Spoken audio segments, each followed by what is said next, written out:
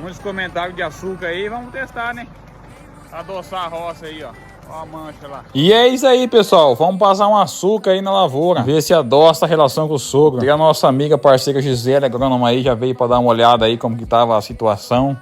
Se estava de risco ou não. E o fundo aí queimou bem, hein? Não sei se vai ter recuperação esse fundo aí. Não sei se pegou uma dose mais cheia, mas ali sapecou com força, hein? Bastante pé pequeno ali que já morreu. E olha que coisa mais linda. Saiu até um arco-íris aí da barra. Eita, açúcar fudido, hein? Tá doido? Jogamos aí um total de 5 kg de açúcar por alqueire. E a cabeceira aí já tava um pouquinho melhor. Não sei se pegou uma dose mais baixa ou se eu tava mais rápido. Mas foi mais tranquilo. Acho que aí tem um pouquinho de salvação. E aí, pessoal, acabamos aqui agora a parte do açúcar.